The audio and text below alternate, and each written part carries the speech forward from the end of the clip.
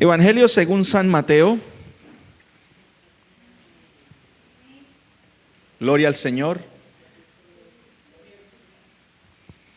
Esperamos que este mensaje sea de edificación y de bendición, hermano, para todas las vidas que lo puedan ver en algún momento. Damos gracias al Señor porque estamos subiendo los mensajes a YouTube, hermano, y ha tenido muy buena recepción, así que nos gozamos por eso, porque lo que buscamos es que la palabra de Dios sea predicada. Amén. Mateo capítulo 24, versículo 3. Vamos a leer solo el versículo 3 para empezar, bajo la bendición del Padre, del Hijo y del Espíritu Santo. ¿Ya está ahí? ¿Qué tiene por título? Dice: y estando él sentado en el monte de los olivos, los discípulos se le acercaron aparte diciendo: dinos, ¿cuándo sucederán estas cosas? ¿Y qué señal habrá de tu venida y del fin del siglo?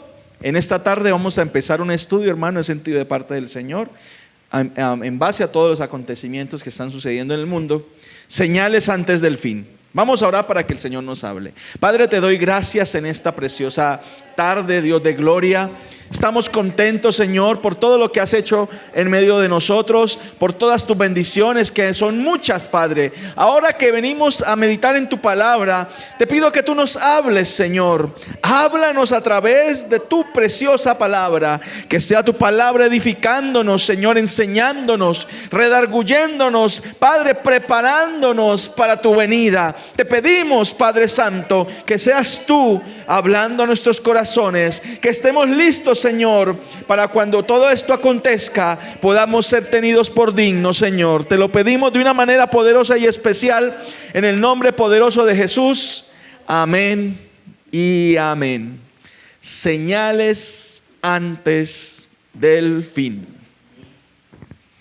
Si de algo estamos seguros, hermano, y de algo podemos estar totalmente seguros, es que el arrebatamiento de la iglesia es un suceso que va a suceder. La aparición del anticristo, aunque no querramos, también va a suceder. Y lo más glorioso, hermano, lo más maravilloso, el reinado milenial del Señor Jesús también va a suceder. Alabado sea el Señor. Están más cerca que nunca, hermano, más cerca que nunca. De hecho, usted puede ver, hermano, todos los acontecimientos, y lo vamos a ver a partir de este jueves, si es la voluntad del Señor. Hicimos pausa en este tema que empezamos hace 8 días, de algunos aspectos fundamentales de la fe, para iniciar señales antes del fin, hermano. De hecho, el arrebatamiento y la segunda venida de Jesucristo son dos acontecimientos que van a suceder, y que son dos acontecimientos diferentes, y ya lo vamos a ver. Hace poco el presidente chino Xi Jinping, muy famoso porque era muy amigo de aquí el vecino Maduro, cada rato lo mencionaba, no sé si usted lo escuchaba por ahí en las noticias a toda hora hablando de Xi Jinping, presidente de China, propuso una nueva iniciativa de gobernanza global. Mire esto. Además de ya la ONU, desde el año 2015, viene impulsando algo que se llama la Agenda 2030, que son nada más y nada menos que algunas cosas que van a preparar el camino para el gobierno del anticristo. Amén. Entonces todo esto nos hace ver, hermano, que nosotros podremos ser la última generación antes del rapto de la iglesia. O sea, todo esto que está sucediendo, hermano, nos hace pensar que podemos ser la última generación. Recuerde usted que una generación se compone de 70 años. Podemos ser la última generación nosotros que veamos, o que antes de que el mundo vea el anticristo. En este pasaje que leímos de Mateo 24, vamos a mirar unos aspectos fundamentales. Primero, para entender de qué se estaba tratando, de qué fue lo que sucedió. Dice en el versículo 3: y estando él sentado en el monte de los olivos, los discípulos se le acercaron aparte diciendo, le hicieron 3 preguntas al Señor, hermano. ¿Cuáles fueron? ¿Cuándo sucederán estas cosas? ¿Y qué señal habrá de tu venida y del fin del siglo? 3 preguntas. ¿Cuándo sucederán estas cosas? ¿Pero qué cosas está sucediendo? Pues, o de qué cosas están hablando los discípulos que le preguntan al Señor, bueno, Señor, ¿cuándo sucederán estas cosas? ¿A qué se refiere? Bueno, lo que dice en el versículo 1 y en el versículo 2. Capítulo 24. Cuando Jesús salió del templo y se iba, se acercaron sus discípulos para mostrarle los edificios del templo. Respondiendo él, les dijo, ¿veis todo esto? De cierto os digo que no quedará aquí piedra sobre piedra que no sea derribada. Recuerde que para los judíos, hermano, el templo era algo sagrado, era algo majestuoso, era algo que para ellos era un símbolo, el templo. Entonces, usted se pregunta, o no sé si usted se pregunta, ¿por qué los discípulos le preguntan, bueno, Señor, ¿cuál va a ser la señal de tu venida y del fin del siglo? ¿Qué tiene que ver eso con la destrucción del templo? Pues para los judíos, la destrucción del templo, hermano, era simplemente un acontecimiento, o sea, apocalíptico, diríamos nosotros. O sea, para ellos ver el templo destruido era algo terrible. Entonces, en este contexto se encuentra esta historia. El Señor Jesús está hablando de la destrucción futura del templo, ¿cierto? Que va a cumplirse, no sé si recuerda la fecha, en el año 70 después de Cristo. Se va a cumplir esta profecía del Señor Jesús. En el año 70 después de Cristo, el emperador romano ordena entrar a la provincia de Judea, donde se encuentra Jerusalén, por supuesto, por una revuelta, porque ellos estaban cansados ya del imperio romano, se revolucionaron contra el imperio y el imperio dijo, los voy a destruir. Y entraron a Jerusalén, hermano, quemaron la ciudad y entre ellas el templo. Y literalmente del templo no quedó piedra sobre piedra. Se cumplió la profecía del Señor Jesús. Alabado sea Dios. Pero también les preguntan, ¿y qué señal habrá de tu venida? Porque el Señor ya les venía hablando acerca, o habían profecías de la venida del Señor Jesús. Ya el Señor les venía hablando de que Él iba a volver. El Señor le habló a sus discípulos de que Él iba a volver, que Él se iba a ir, pero que Él de cierta manera iba a volver. Por eso los discípulos le preguntan, bueno, Señor, ¿qué señal va a haber de que tú vas a volver? O sea, ¿cuándo vamos a saber nosotros? Recuerde que ellos se veían en ese tiempo, o sea, ellos se imaginaban que esto iba a suceder en un lapso muy corto de tiempo. Pero también le dice a los discípulos, bueno, Señor, le dice a los discípulos, ¿qué señal va a haber del fin del siglo? Y aquí el Señor empieza a responder, hermano, a partir del versículo 4, va a empezar a responderles a ellos de una manera sorprendente. Les responde lo que va a suceder a corto plazo y a largo plazo. Lo que sucede a corto plazo fue lo que Él ya había dicho, era la destrucción del templo, eso era lo primero. Pero después iban a venir unos acontecimientos que iban a suceder muchos siglos más tarde, miles de años después, y es lo que ya está sucediendo hoy en día.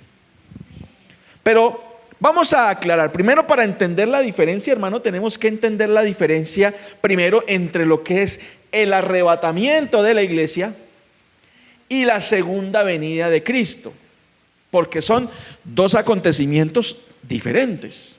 No sé si usted ya lo sabía, que el arrebatamiento es diferente a la segunda venida de Cristo. ¿Han oído hablar ustedes acerca de la segunda venida de Cristo? ¿O han escuchado esa frase? ¿O lo han leído en la palabra del Señor? Pero también habla del arrebatamiento. Entonces tenemos que entenderlo, porque hace poco escuchaba a un predicador que le decía a la iglesia, hermanos, hay que prepararnos para la segunda venida de Cristo. Y teológicamente hablando, la iglesia, hermano, no va a pasar por la gran tribulación. Y tenemos que entenderlo muy bien. La segunda venida de Cristo es un acontecimiento que va a suceder después del rapto de la iglesia. Amén. Entonces vamos a entender primero, vamos despacio y no tenemos afán. Primero, ¿qué es el rapto de la iglesia? Para poder entender. Alabado sea el Señor. Hermana Yolanda, ¿qué cree usted que es el rapto de la iglesia?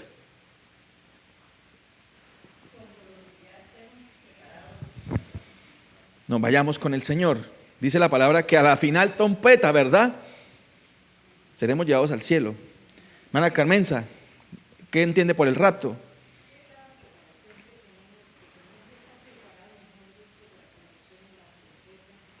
Dice la palabra que como ladrón en la noche. ¿En qué momento? Hermana Mireya, ¿qué piensa usted acerca del rapto? A llamarnos, ¿cierto? Amén. Bueno, vamos a Primera de Tesalonicenses para entender, o nos va a dar la luz de lo que será el rapto de la iglesia. Primera de Tesalonicenses, hermano, capítulo 4. Vamos a leer unos versos. No tenemos afán, ¿verdad? Podemos mirar este tema al tiempo que el Señor dictamine. 1, 2, 3, 4 jueves, según el Señor nos guíe, iremos andando. Primera de Tesalonicenses, capítulo 4. ¿Ya está ahí? Vamos a leer desde el verso 13. Ahí tiene un título: la venida del Señor. Y vamos a leer el verso 13 en adelante. Dice el apóstol Pablo: tampoco queremos, hermanos, que ignoréis acerca de los que duermen, para que no os entristezcáis como los otros que no tienen esperanza. Como los otros. Primera de Tesalonicenses 4, 13. Porque si creemos en que Jesús murió y resucitó, así también traerá Dios con Jesús a los que durmieron en él. Versículo 15. Usted va a mirar. Por lo cual os decimos esto en la palabra del Señor, que nosotros que vivimos, que habremos quedado hasta la venida del Señor, no precederemos a los que durmieron. Miren el versículo 15. Ahí empieza a darnos unas luces. Explica de la esperanza. Primero, el apóstol Pablo está hablando de los que murieron primero, de todos los cristianos que han muerto a lo largo de la historia. El apóstol Pablo le dice a la iglesia: no, ustedes estén tranquilos con ellos. ¿Por qué? Porque había una creencia antigua, hermano. Acuérdese que Tesalónica era una ciudad griega, hermano, y ellos tenían la influencia de la cultura griega, y muchos de ellos creían en que cuando la persona se moría, ya ahí quedaba, ya se moría la persona y hasta ahí llegaba. Otros creían en la reencarnación. Recuerda que están influenciados por la cultura griega, ¿sí? Y había una preocupación en la iglesia de Tesalónica de, bueno, ¿y qué pasa con los que se murieron? ¿Qué pasó con ellos? ¿Ellos para dónde se fueron? El apóstol Pablo, desde el versículo 13 hasta el 15, les dice: no, tranquilos, ustedes estén tranquilos. Dice, los que duermen. Acuérdense que en la palabra del Señor, cuando habla acerca de los que duermen o está durmiendo, no está hablando de la muerte definitiva, que fueron los que van a la condenación. Los que duermen son los que murieron con Cristo y van a ser resucitados. Alabado sea el Señor. Porque si creemos que Jesús murió y resucitó, así también traerá Dios con Jesús a los que durmieron en él. O sea, tranquilos que ellos están con él. Ellos están con él. Pero mire lo que dice en el versículo 16. Mire lo que dice el versículo 16. Porque el Señor mismo, con voz de mando, con voz de arcángel y con trompeta de Dios, descenderá del cielo, y los muertos en Cristo resucitarán primero. Aquí hay una palabra clave, hermano, en el versículo 16, que es con voz y con trompeta de Dios. La palabra aquí, o este verso nos da una imagen de un indicador auditivo profundo, algo así como un grito. El contexto bíblico hebreo en el que se está escribiendo esta frase de trompeta de Dios apunta al sonido del shofar. No sé si usted sabe lo que es el shofar o lo han oído. Es ese cuerno que tocaban, el cuerno de un carnero que tocaban, por ejemplo, los hebreos. El shofar, muy famoso entre los hebreos. Aunque la palabra que se escribe en griego es la palabra salpín, que significa trompeta, en el contexto que se escribió se refiere al shofar, al cuerno el cuerno del carnero, que era muy popular entre los judíos. Entonces, este shofar del que habla, usted lo va a ver desde el Antiguo Testamento con Abraham y el monte Moriah, siempre hablaba, o cuando se situaba el shofar, hablaba de algo, era la provisión de Dios, de la intervención de Dios. Por ejemplo, antes de una batalla, el pueblo tocaba el shofar para salir a la guerra. Alabado sea Dios. Y aquí el término para trompeta de Dios está hablando del shofar, que es un símbolo del pueblo judío, hermano. Alabado sea el Dios Todopoderoso. Entonces dice el versículo 17: luego nosotros, los que vivimos, seremos, los que hayamos quedado, seremos arrebatados juntamente con ellos en las nubes para recibir al Señor en el aire. Y así estaremos siempre con el Señor. Pero mire que utiliza la palabra arrebatados. Seremos arrebatados. Aquí, ¿qué va a suceder cuando suene la trompeta, la final trompeta, la trompeta de Dios, el shofar?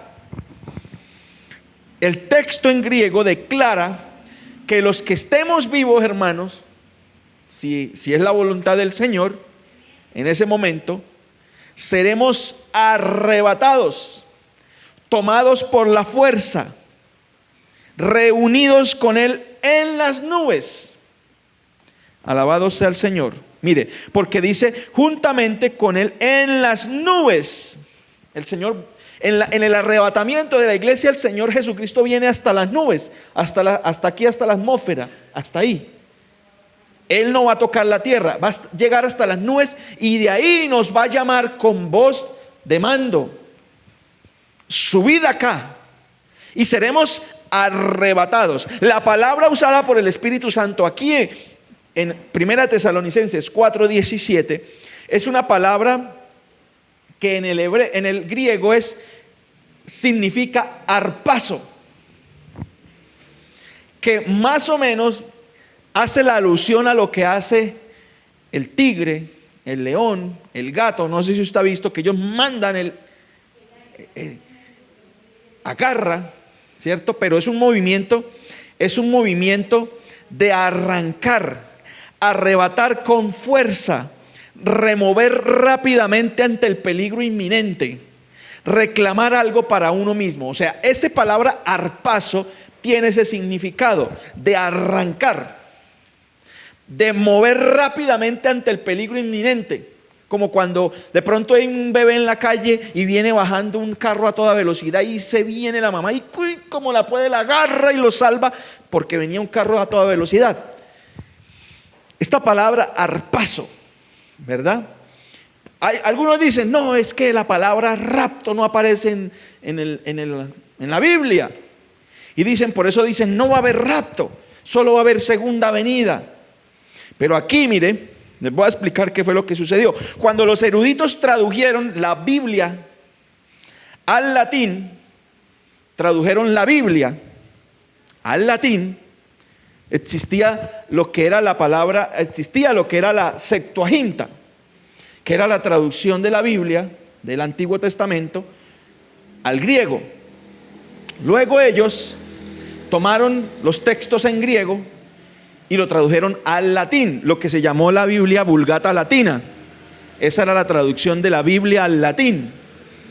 Ellos tomaron el verbo arpazo, que era el que se establecía en el griego, y la tradujeron por la palabra latina rapturo.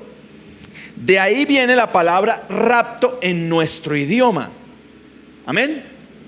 Amén. Para que vayamos entendiendo, ¿sí? Entonces, lo que quiere decir el rapto es que el Señor va a venir, el Señor Jesucristo va a venir hasta las nubes, y a todos los santos que estemos viviendo en santidad para el Señor, que estemos preparados para el encuentro con el Señor, Él nos va a llamar y nosotros iremos y Él nos recibirá en las nubes. Alabado sea el Señor. Él no va a tocar la tierra, simplemente va a venir hasta las nubes y nos llevará. Amén. ¿Queda claro hasta ahí lo del rapto, hermano? ¿Alguna pregunta, alguna duda? Hasta ahí queda claro lo del rapto. Entonces, cuando piensen la palabra, en el rapto de la iglesia, es ese zarpazo, ¿verdad? De la fiera que arranca. O sea, es una palabra que declara no un movimiento sutil, sino es algo rápido, en un abrir y cerrar de ojos. ¿Cuánto demora un abrir y cerrar de ojos, hermano? Parpadeo no dura ni un segundo. Eso es así. Va a ser así, hermano, rápido. Palabra del Señor lo manifiesta, que será en un abrir y cerrar de ojos. Alabado sea el Señor. Ahora, ¿qué es la segunda venida? Para explicar un poco qué es la segunda venida. Bendito y alabado sea el Señor. ¿Qué es la segunda venida de Cristo? Es un evento, hermano, de una naturaleza totalmente distinta al del rapto de la iglesia. ¿Por qué? Porque va a ser en tiempos diferentes y para gentes diferentes. Entonces, el rapto de la iglesia es para la iglesia, para la novia del Cordero. Alabado sea Dios. El rapto de la iglesia es para la iglesia, para la novia que se ha preparado. Alabado sea el Señor. Recuerde la parábola de las vírgenes prudentes y las vírgenes insensatas. Que las vírgenes imprudentes tomaron aceite, pero no tomaron provisión. Las sensatas sí tomaron provisión. Y dice que a medianoche les faltó el aceite. Y fueron a buscar. Le dijeron a las sensatas: danos de tu aceite. Y ellas dijeron: no, porque si les damos a ustedes, nos va a faltar a nosotros y les va a faltar a ustedes también. Vayan y busquen su aceite. Cuando fueron a buscar, ellas volvían y se escuchó: viene el novio. Y dice que solamente las que estaban preparadas se encontraron con el novio. Alabado sea el Señor. Entonces, queda claro que el rapto de la iglesia es solo para la iglesia, para los redimidos por la sangre del Cordero, para los que han aceptado a Jesús en su corazón como Salvador y como Señor. De toda lengua, de todo linaje, de todo pueblo, de toda tribu, de toda nación, va a ser el rapto. Amén. Pero la segunda venida, específicamente, su objetivo principal no va a ser la iglesia, porque repito, la iglesia ya no va a estar en este planeta Tierra. Usted y yo ya no vamos a estar. Uy, yo pensé que usted lo había creído. Usted y yo no vamos a estar, hermano. No vamos a estar. El objetivo principal es el pueblo de Israel. El Señor ahora sí descenderá a la tierra físicamente. Alabado sea el Señor. Físicamente, para liberar al pueblo judío, al remanente judío, de sus enemigos mundiales, que lo tendrán, hermanos, rodeado a Israel, a punto de exterminar y borrarlo del mapa. Lo que mucha gente hoy en día quiere, hermano, porque si usted puede analizar, muchos de estos, discúlpeme, estos progresistas, comunistas, ateos, son enemigos de Dios y enemigos de Israel. Usted los escucha hablando pestes de Israel, hermano, maldiciendo a Israel. Hace un par de años murió uno, usted lo sabe muy bien. Vecino de aquí, presidente de Venezuela, Hugo Chávez, que se creía intocable, hermano, maldijo a Israel. Maldijo a Israel. Y la palabra de Dios es clara. Bendeciré a los que te bendijeren y maldeciré a los que te maldijeren. Que son un pueblo rebelde y están apartados, todo lo que quiera. Pero las promesas de Dios, hermano, se cumplen porque se cumplen. Y cuando venga el Señor Jesús, los enemigos de Israel en cabeza del anticristo lo van a tener rodeado, hermano, a punto de aniquilarlo. Lo van a querer borrar del mapa. Alabado sea el Señor. Y el Señor Jesús mismo vendrá aquí a la tierra, primero para defender a Israel y liberarlo, hermano, porque ya va a estar a Israel así, a punto, lo van a tener listo para acabarlo. También el Señor va a regresar para destruir la rebelión de las naciones de la tierra, hermano, y establecer política y terrenalmente el reinado milenial del Cordero aquí en la tierra. O sea, Él va a regresar para decir, Israel no está sola, para defender a Israel, porque ya Israel va a estar sola, hermano. Hoy en día hay países que defienden a Israel. Estados Unidos es un aliado de Israel. Y muchos países, y afortunadamente, gracias a Dios, hace un par de días se restablecieron las relaciones de nuestra nación con Israel. Y muchos países defienden a Israel y levantan la voz. Es más, hace poquito nuestro presidente, a través de la Cancillería, reconoció que un terreno que se llama los Altos del Golán, que estaban en disputa, ahora lo reconoció como propiedad de Israel. Y muchos países también. Otros se vinieron encima a decir que cómo estaban con esos genocidas. Bueno, usted ya sabe cómo es la cosa. Pero el Señor va a venir a defender a Israel, porque literalmente Israel ya va a estar solo. Y es más, usted sabe que Israel es una potencia mundial. Y ellos creen que tienen mucho poder. Y de cierto lo tienen. Y como se creen tan poderosos y están alejados de Dios y le han dado la espalda a Dios, pues este periodo, hermano, que ahorita lo vamos a mirar, de los 7 años del anticristo, va a ser la aflicción para el pueblo de Israel. Y ellos van a estar ya a punto, hermano, de sucumbir, porque no va a haber naciones que los vayan a defender. Entonces el Señor va a descender Él mismo a defender a Israel y a decirle al mundo, ahora, a partir de ahora, el que voy a gobernar soy yo. Usted imagínese ese momento, hermano. Imagínese ese momento que el mismo Señor Jesucristo va a descender a la tierra y va a decirle al mundo, bueno, ya ustedes han gobernado por más de 2000 años, ahora sí que mire, les voy a enseñar cómo es que se gobierna, cómo es que se manda, que esto no es de derecha, ni de izquierda, ni de centro, y el Señor mismo va a regir las naciones con vara de hierro, hermano. Entonces, aquí, hermano, usted va a ver, debemos tener claro esto y no confundir los términos. O sea, esto no es teoría humana, hermano, es bíblico lo que estamos hablando.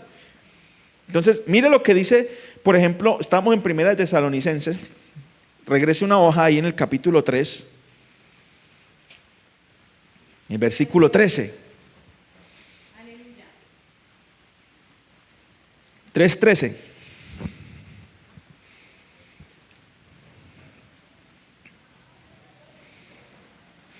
Para que sean afirmados vuestros corazones irreprensibles en santidad delante de nuestro Padre, Dios nuestro Padre, en la venida de nuestro Señor Jesucristo con todos sus santos. Entonces ahí se está refiriendo ¿a qué?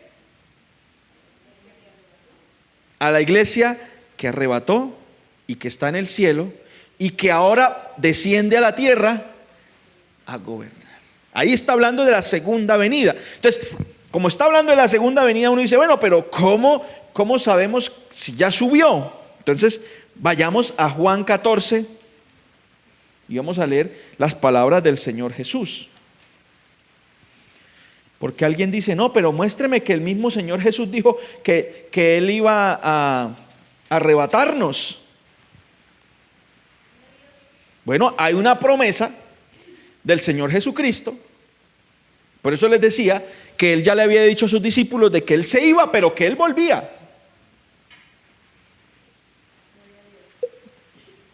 Alabado sea Dios. Dice Juan 14, San Juan capítulo 14, Evangelio según San Juan.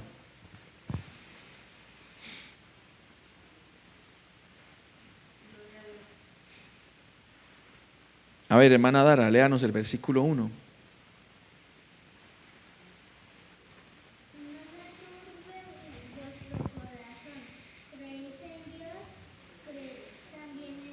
Hermana Carmenza, léanos el versículo 2, por favor.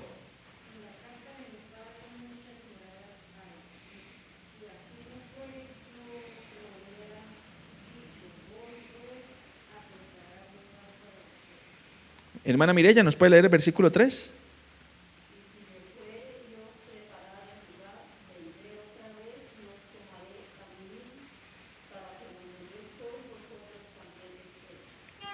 Entonces, mire que son palabras del Señor Jesús. Le está diciendo a sus discípulos: no se turbe vuestro corazón. ¿Por qué? Porque Él ya les había hablado de la traición de Judas, de la negación de Pedro, de lo que Él le iba a ocurrir en la muerte. Él les dice: no se turbe vuestro corazón. Ustedes creen en mí, en Dios, crean también en mí. En la casa de mi Padre muchas moradas hay. Si así no fuera, yo os lo hubiera dicho. O sea, si no fuera de verdad que íbamos a estar en el cielo con Él, Él no lo hubiera dicho. Pero Él dice: voy pues a preparar lugar para vosotros. O sea, yo me voy a ir, pero no me voy a ir simplemente porque me vaya, sino que voy a prepararles ¿qué? Un lugar para todos vosotros. Amén. Y si me fuere y os prepararé lugar, vendré otra vez, dice el versículo 3, y os tomaré a mí mismo, para que donde yo estoy, vosotros también estéis. O sea, mire que aquí nos está hablando, hermano, aquí la idea no es venir por la novia y quedarse para iniciar una guerra, como lo sería si fuera solamente la segunda venida, que el Señor viene y aquí está la novia, la iglesia preparada, y Él viene y inicia la guerra. No, porque aquí la palabra que usted mira, el lenguaje que el Señor usa es de extracción. Os tomaré para que donde yo estoy, vosotros también estéis. Dice ahí en el versículo 3. Alabado sea Dios. Aquí está hablando del arpazo, del rapto, de que nos va a llevar a un lugar que Él ya preparó, porque Él, cuando asciende al cielo, Él dice: yo me voy a ir, pero me voy a preparar lugar para vosotros. Al cielo. ¿Por cuánto tiempo? Ya lo dijimos, que se cree, se intuye, que se entiende, se ha estudiado, que se deduce que pueden ser 7 años. ¿En base a qué? Bueno, vayamos al libro de Daniel. Alabado sea el Señor. Porque todo esto, hermano, es en base a la palabra. Uno no puede pararse a hablar simplemente teorías humanas. No, tiene que estar todo en base a la palabra de Dios. Profeta Daniel. Usted se ubica: Isaías, Jeremías, Lamentaciones, Ezequiel, Daniel. De pronto sí se le facilita más.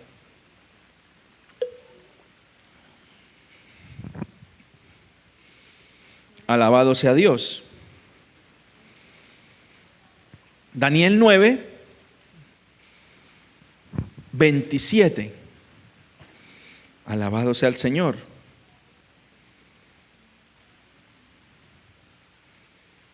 Dice en el versículo 27: y por otra semana más confirmará el pacto con muchos. Está hablando del anticristo.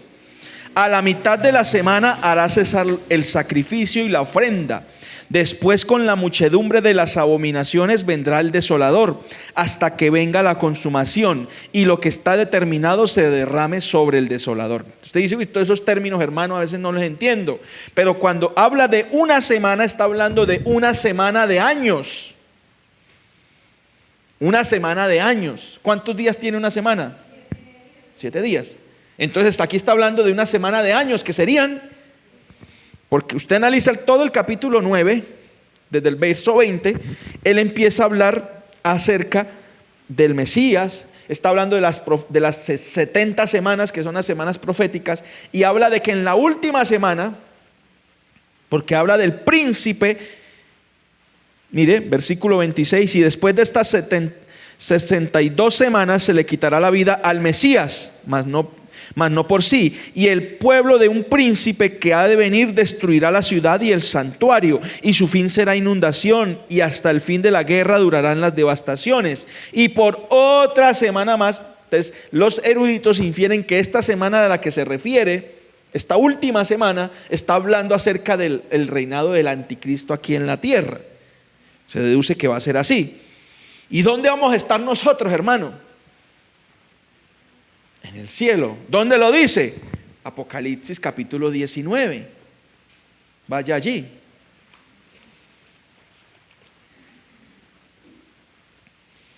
Entonces vamos a ser arrebatados. Vamos a ser arrebatados. El Señor Jesús lo dijo. Yo me voy a ir a preparar el lugar y luego los voy a tomar para que donde yo esté, vosotros también estéis conmigo.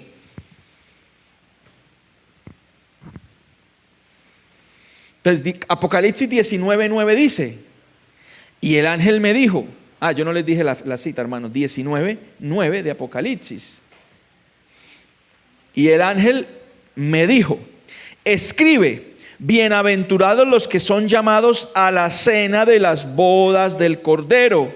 Y me dijo, estas son palabras verdaderas de Dios. Vamos a estar ¿dónde? En las bodas del Cordero. No muy antiguo. Benditas bodas, bodas del cielo.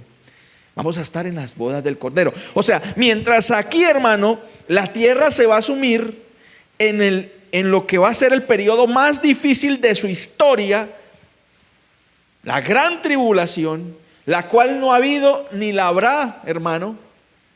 Nosotros vamos a estar, los santos, redimidos, allá en el cielo con el Señor. Alabado sea el Señor. Entonces, tan pronto pasen los 7 años, la semana de años, la segunda venida será la vuelta de Jesucristo para rescatar a Israel, hermano, del periodo terrorífico más duro en la historia del ser humano. ¿Cómo se llama este periodo, hermano? La gran tribulación. Pero también tiene otro nombre. Y se encuentra, no lo busque, yo se lo voy a buscar. Se encuentra en el libro del profeta Jeremías. Jeremías capítulo 37. Esa va a suceder después, hermana Carmenza. Hermana Carmenza está que se habla del Armagedón y lo vamos a explicar, porque es bueno que, claro, es consecutivo, va a ser después. Entonces eso lo vamos a ver, hermana Carmenza, tranquila.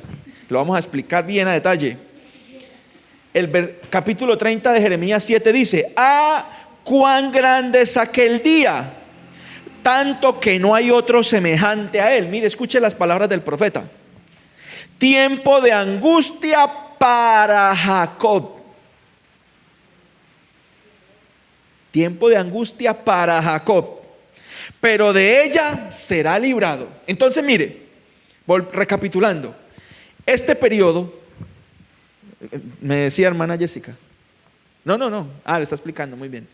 Entonces, viene el rapto de la iglesia y van a durar 7 años de gran tribulación aquí en la tierra, que se llama la gran tribulación o la angustia de Jacob. ¿Por qué?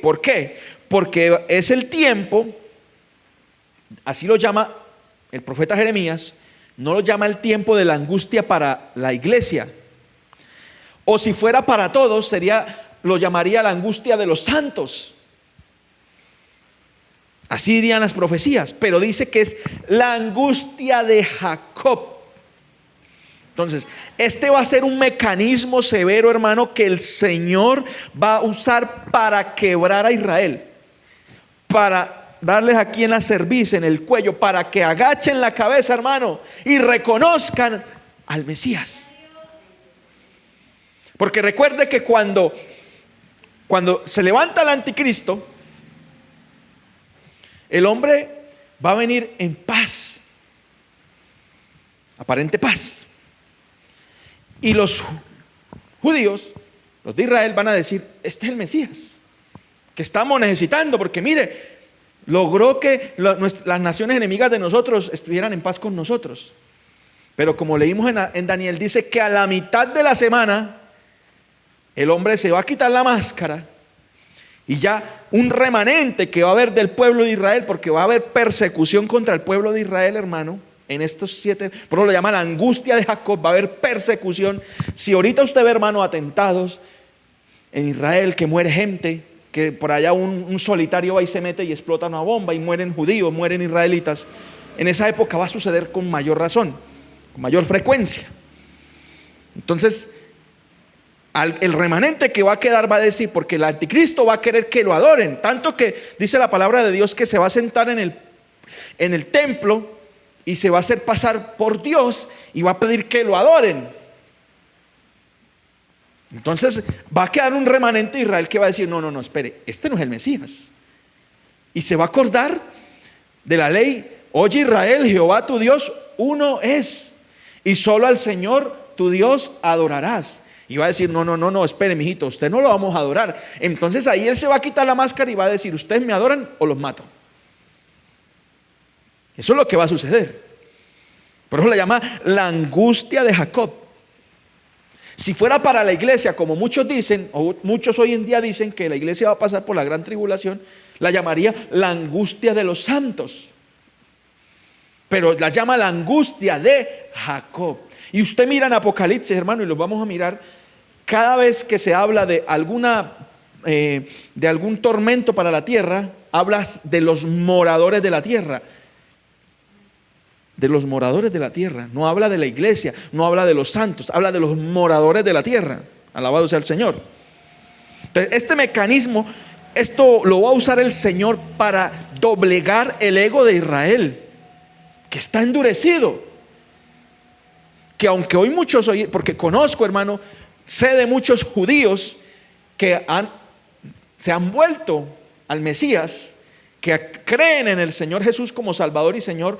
La gran mayoría, hermano, hoy en día ven a los que menos,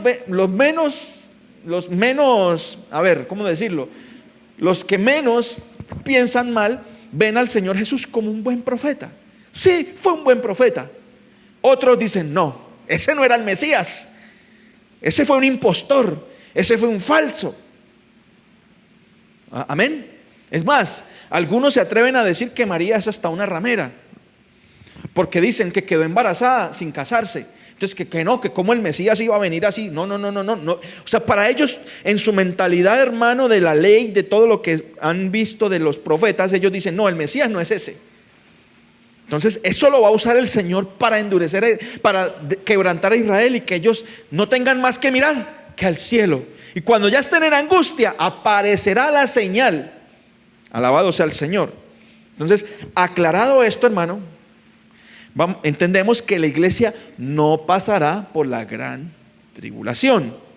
Esto es una doctrina equivocada, errada, hermano, sin fundamento.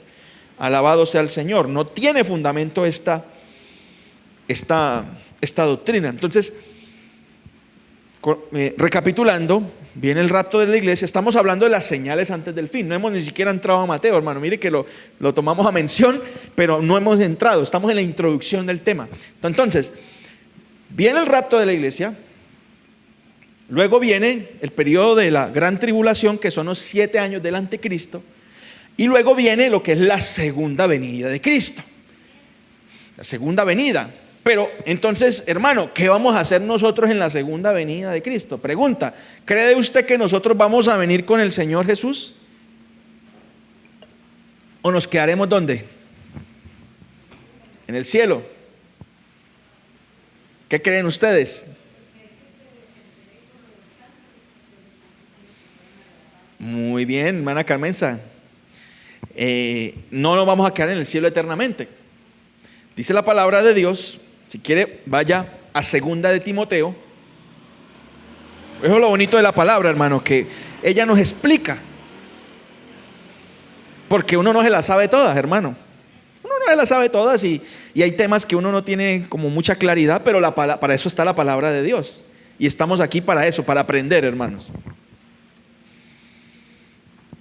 Entonces, el Señor Jesús viene aquí físicamente a la tierra, específicamente a Jerusalén, porque aunque les dé rabia a todos estos ateos comunistas, hermano, Israel y Jerusalén van a ser la capital del mundo. Y desde ahí el Señor va a gobernar a todo el planeta, aunque les dé rabia y les duela, hermano. Aunque el diablo se enoje, Israel, ahí va a ser el centro del gobierno del Señor. Segunda de Timoteo 2:12, ¿ya está ahí? Entonces aquí empieza el apóstol Pablo a darnos unas luces. Segunda de Timoteo 2:12. Dice: si sufrimos, también reinaremos. Pero mire, si le negáramos, Él también nos negará. ¿Que usted es cristiano? No, pues ahí yo voy a la iglesia de vez en cuando, yo me gusta ir, me gusta escuchar la palabra de Dios, pero no, mire, si le negáramos, Él también nos negará. Ojo con eso, hermano, ojito con eso. Pero dice que si sufrimos, también reinaremos con Él. Y usted va a decir, hermano, pero ahí no dice mayor cosa, que sí, que vamos a reinar. Mire lo que dice Apocalipsis capítulo 20. Alabado sea Dios. Apocalipsis capítulo 20. Vive Cristo para siempre. Versículo 4. Hay un título que dice ahí, los 1000 años, que es el reinado milenial del Señor Jesús.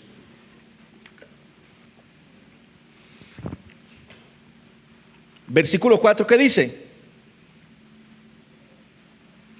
Y vi tronos, y se sentaron sobre ellos los que recibieron facultad de juzgar.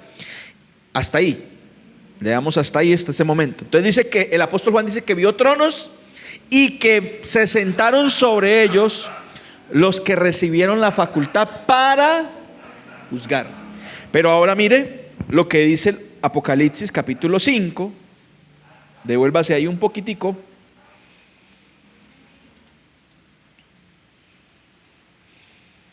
En el versículo 10.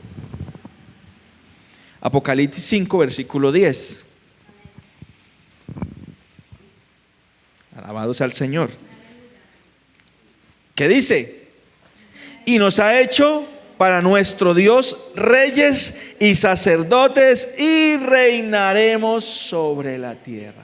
O sea, hermano, mire, el Señor le va a dar la facultad a muchos de los redimidos a que gobiernen sobre la tierra. O sea, vamos a reinar con el Señor. Me imagino, yo supongo yo, hermano, que bueno, el Señor le dice a uno de sus redimidos, bueno, usted va a ser el alcalde de Tona. Amén. Y usted lo va a tener a estos redimidos que van a ser los concejales. Y usted va a ser el gobernador de Santander. Y usted va a ser el presidente de Colombia, de las naciones que queden, por supuesto, hermano, porque ya lo vamos a mirar, van a haber terremotos, que va a morir gran parte de la población mundial. Un asteroide va a caer sobre la tierra y va a matar a otra parte de la población. Entonces habrá que mirar cómo en esa época se va a conformar los países, qué países quedarán, qué lugares van a quedar habitables también. Alabado sea el Señor. Entonces, respondiendo a la pregunta, no seremos simples espectadores, hermano. Esos textos que leímos nos explican que de pronto el Señor nos va a dar la facultad a algunos o a otros, ¿de qué? De gobernar. Qué bendición, hermano. De gobernar sobre la tierra. Alabado sea el Señor. ¿Por qué? Vuelva ya al capítulo 20.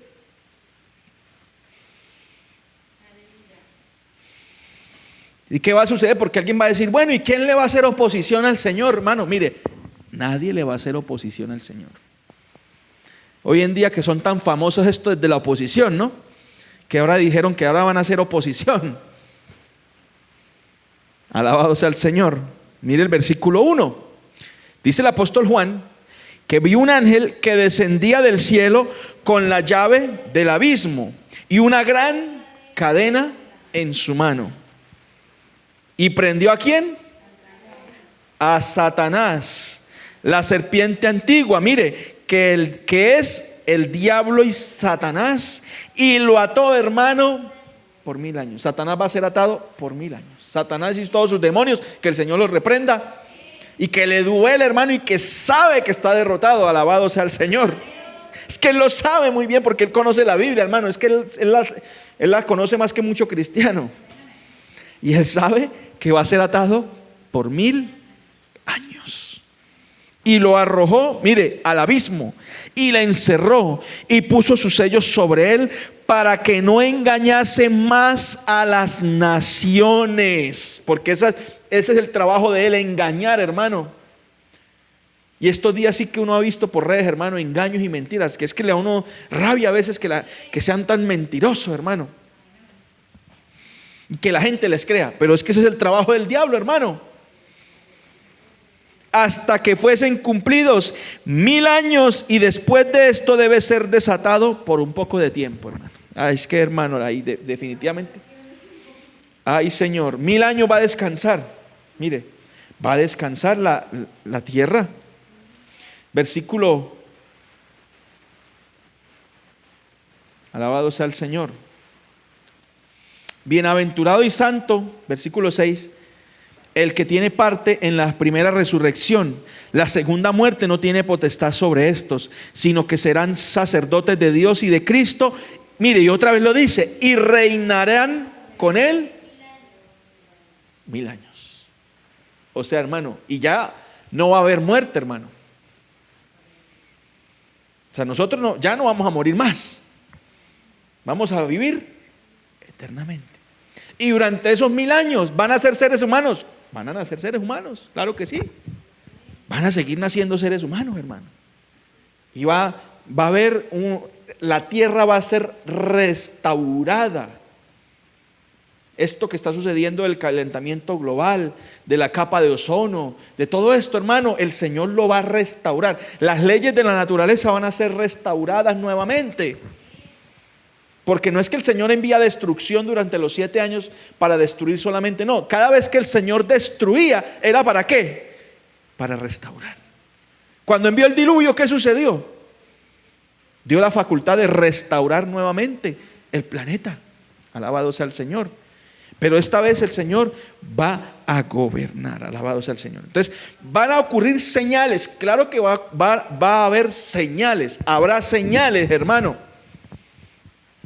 Antes del arrebatamiento y antes de la segunda venida van a haber señales. No es que el Señor nos deja a ciegas y bueno, ¿y cómo hacemos para adivinar? No, no. El Señor va a dar señales. O sea, estos dos acontecimientos, hermano, tienen señales antes de ocurrir. O sea, el Señor no nos va a dejar a oscuras, hermano. Habrá señales. Alabado sea el Señor. Antes del arrebatamiento va a ocurrir señales. Amén. ¿Por qué? Y esto antes de analizar Mateo, antes de entrar a Mateo, hermano, debemos mirar lo dicho por los profetas. Porque el Señor Jesús estaba hablando en base a lo que los profetas ya habían dicho. A través del Antiguo Testamento, todos los profetas que hablaron de esto, el Señor simple estaba retomando lo que ellos dijeron para ampliarlo. Y mire, por ejemplo, vaya al libro del profeta Joel. Alabado sea el Señor.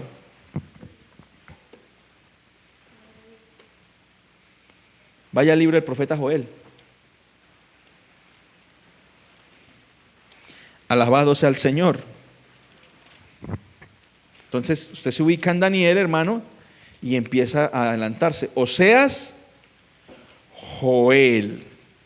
Entonces está Isaías, Jeremías, Lamentaciones, Ezequiel, Daniel, Oseas, Joel.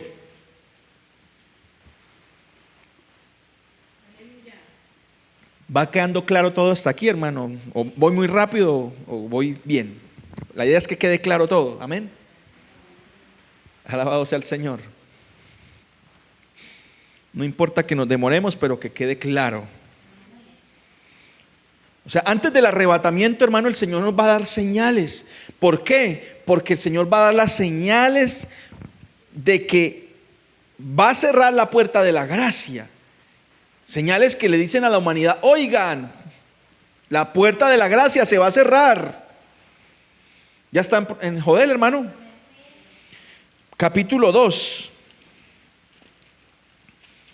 Yo creo que con esta explicación terminamos el día de hoy. Vamos a explicar muy bien esto. Capítulo 2 de Joel, versículo 30. Alabado sea el Señor. Y vamos a mirar una cosa muy importante, hermano.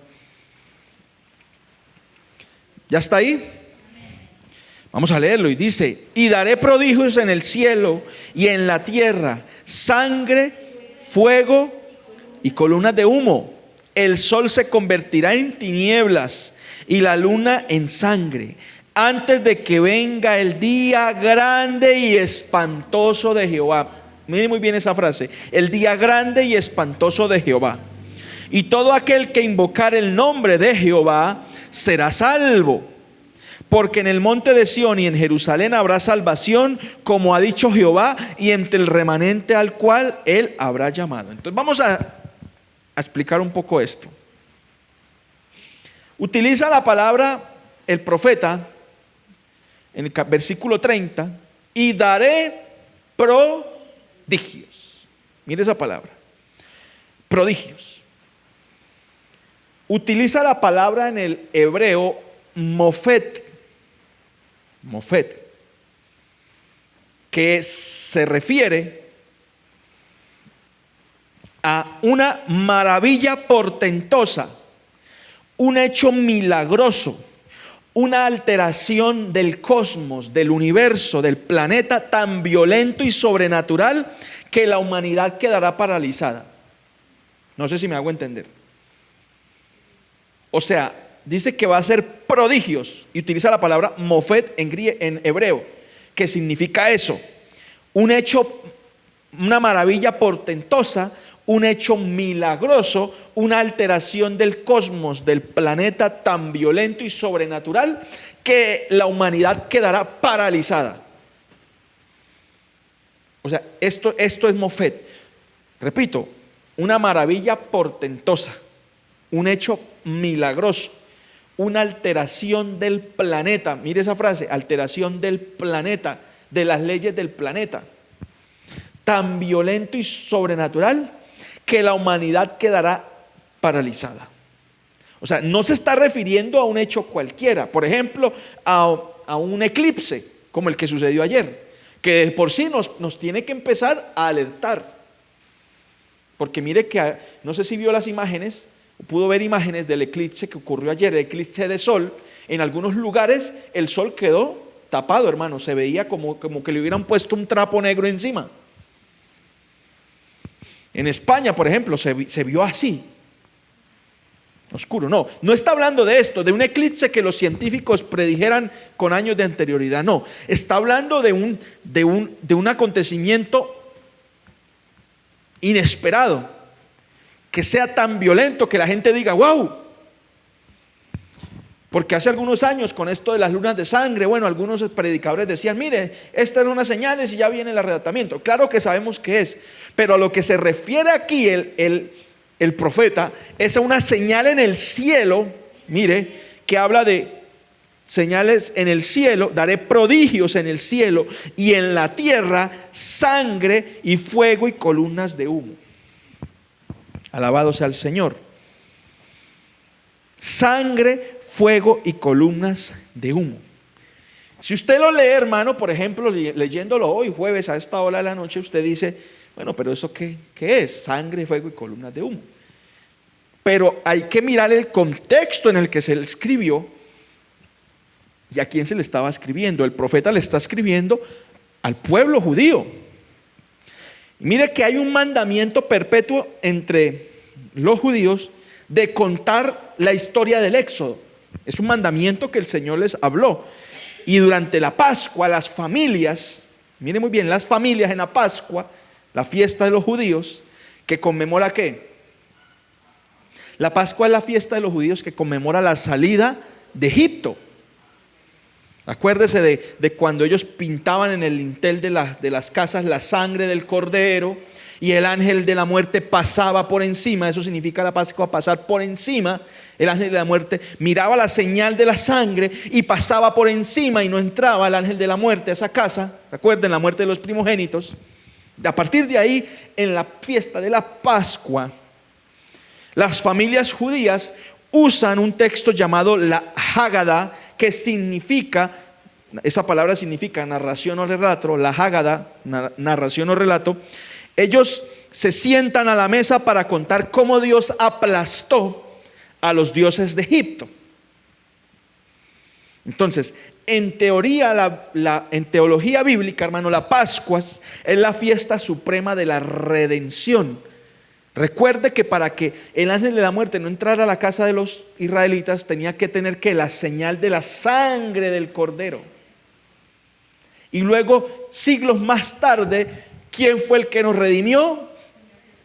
La sangre del cordero. Alabado sea el Señor. Entonces, ellos entendían que el éxodo era una sombra profética de lo que iba a suceder más adelante. El antiguo éxodo no era el plan final, hermano, sino un ensayo general de lo que iba a ocurrir más adelante. Gloria al Señor. Versículo 31. El sol se convertirá en tinieblas y la luna en sangre, antes que venga el día grande y espantoso de Jehová. Entonces, el sol se convierte en tinieblas y la luna en sangre antes de que venga el día, y utiliza en hebreo la palabra yaré. Para espantoso utiliza la palabra yaré, que significa terror absoluto, miedo que paraliza. No es un periodo de bendición, hermano. Es el término técnico que utiliza el Antiguo Testamento para referirse al periodo de la ira de Dios y del juicio derramado sobre las naciones, o sea, la gran tribulación.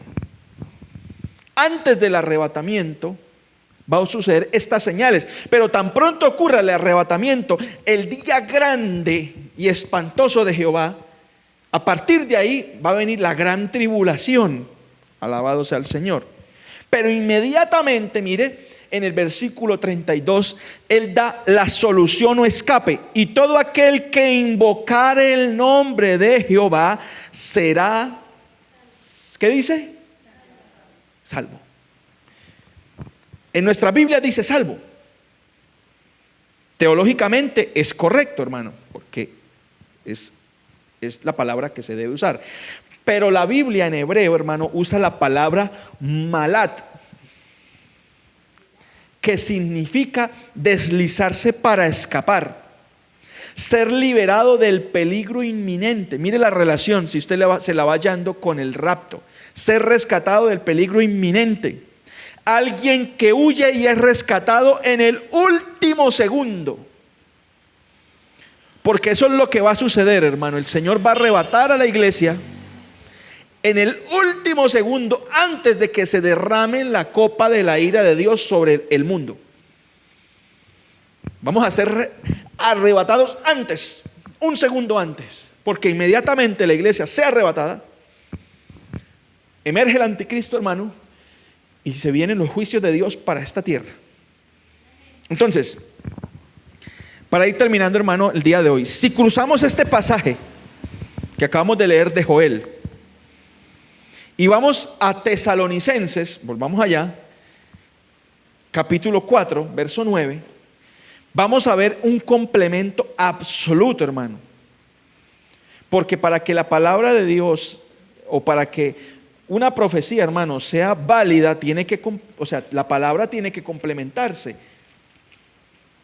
No como estos super profetas hoy en día, hermano, andan lanzando profecías y profecías, hermano, y no, tiene que estar en base a la palabra.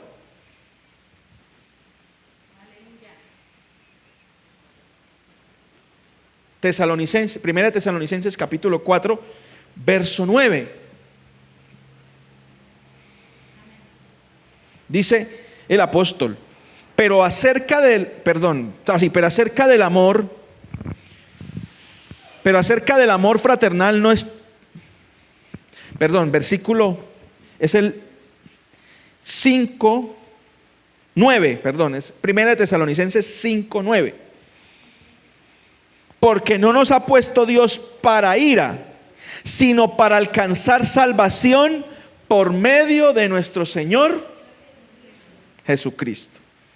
Mire que él habla de la salvación, de ser, y en Joel capítulo 2:32 habla de ser salvo, se complementa.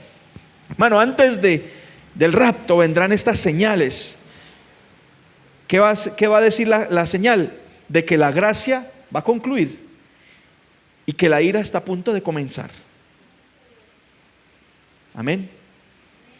Mire, todas estas señales, todo esto que está sucediendo y que vamos a mirar detalladamente, está. Mire, por ejemplo, este último pasaje, hermano, no quiero irme sin mencionarlo. Apocalipsis capítulo 6, verso 12, va a repetir palabra por palabra lo que dice Joel. Lo va a decir nuevamente, lo que Joel dijo, y luego Juan lo va a ver, Juan lo va a replicar y lo va a repetir, mire.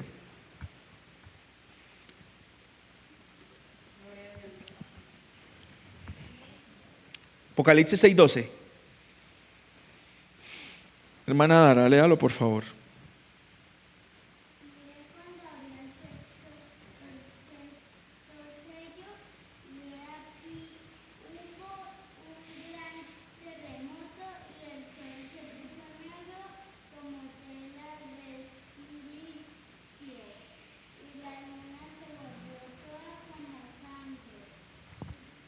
Lo que dijo Joel.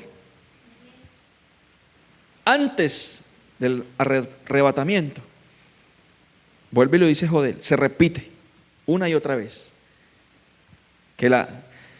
Dice que el sol se puso negro como tela de silicio y la luna se volvió toda como sangre. Alabado sea el Señor. Y añade algo más. Y las estrellas del cielo cayeron sobre la tierra como la higuera deja caer sus higos cuando es sacudida por un fuerte viento. Alabado sea el Señor. O sea, mire que lo que Joel dijo, que antes de que viniera el rapto iba a suceder esto. Alabado sea el Señor. Todas estas señales iban a ocurrir, hermano. Por eso hay que estar preparados. ¿Cómo reaccionará la humanidad, hermano? Bueno, lo vamos a mirarlo el próximo jueves y seguiremos mirando esto. Aquí, hermano, mire, esta profecía se cumple, se vuelve y se repite. O Juan ve, porque Juan lo está mirando, hermano, con sus ojos, lo que Joel ya había dicho que iba a suceder antes que viniera el día grande y terrible de Jehová. Son señales que van a ocurrir y que nosotros tenemos que estar listos. Estemos de pie en esta noche, hermano. Espero que hasta aquí haya sido de bendición.